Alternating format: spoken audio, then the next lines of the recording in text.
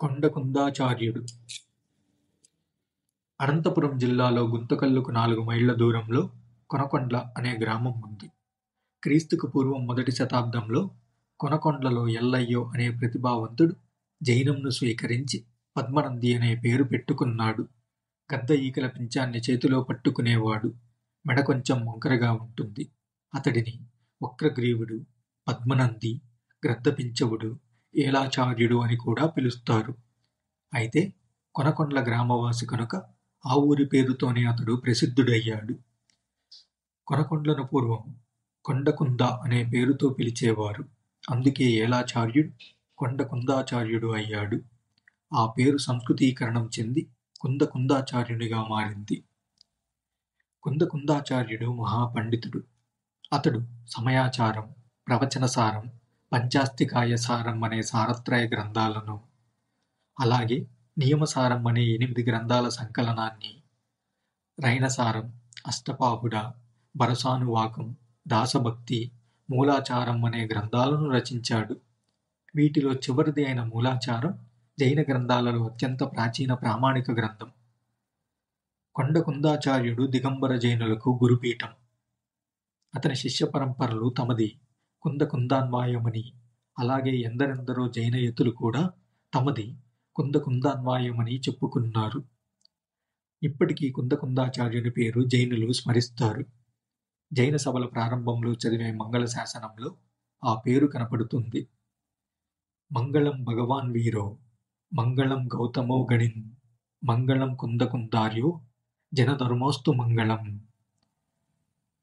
మహావీరుడు గౌతములతో పాటు ఒక్క కుందాచార్యున్నే పేర్కొని స్తుతించటంలోనే అతని విశిష్టత తెలుస్తుంది. ఇతడు ఇంత మహావ్యక్తి కనుకనే ఇతడు మావాడంటే మావాడు అని కర్ణాటకులు, తమిళులు ప్రయత్నించారు. అయితే శాసన సాక్ష్యాల ఆధారాల వలన ఆ వాదనలు నిలువలేదు. కొనకొండ్ల గ్రామంలోనే శిథిలమైన శాసనాలు ఉన్నాయి. కొందాచార్యుడు తన అనేకాంత వాదంతో దిగ్విజయం పొందిన జన్మస్థలం కావటంతో ఆ గ్రామం జగద్విఖ్యాతమైనదని తెలుస్తుంది. ఆ మహనీయుని నివాసం కనుకనే ఆ ప్రాంతం జైనులకు తీర్థయాత్ర స్థలమైందని కూడా ఒక శాసనం చెప్తుంది. కొనకొండ్లను కొండకుందేయ తీర్థం అంటారు. ఆంధ్రదేశం బౌద్ధ మతానికి ఆచార్య నాగార్జునుని ఇచ్చినట్టు జైన మతానికి కొందాచార్యుణ్ణి ఇచ్చింది. నాగార్జుని శూన్యవాదం బౌద్ధానికి ఎంత విలువైనవో కొందాచార్యుని అనేకాంతవాదం జైనానికి అంత బలమైనది. ఇప్పటికీ జైన దార్శనిక పరిశోధకులు కుందాచార్యుని గ్రంథాల నుంచి విరివిరిగా ఉదాహరణలు ఇస్తుంటారు. కొందాచార్యుడు 95 సంవత్సరాలు జీవించాడు. ఆత్మతత్వాన్ని వివరించాడు. మితారాగాన్ని ప్రబోధించాడు. దివాకరుడు ప్రతిపాదించిన అభేదవాదాన్ని తీవ్రంగా ఖండించాడు. కొందాచార్యుడు దార్శనిక చర్చలో ఉగ్రుడు. పరసమయ ఖండన తీవ్రంగా చేసేవాడు. దేశం నలుమూలలా సంచరించాడు. అతని శిష్యులు అతనంత పాండిత్యం కలవారు. సూరులే కాక ప్రచార సూరులు కూడా.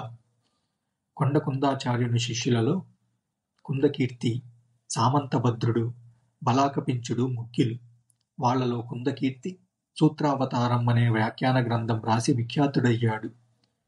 సామంతభద్రుడు శాస్త్ర చర్చలలోనూ తర్కంలోనూ గటికుడు. తమిళ దేశంలో జైనమత ప్రచారానికి సామంతభద్రుడే బాధ్యుడు. కొందాచార్యుని ఇతర శిష్యులు ఆంధ్రదేశంలోని పలు ప్రాంతాలకు వెళ్లి మూల సంఘ శాఖల విస్తరింపజేశారు.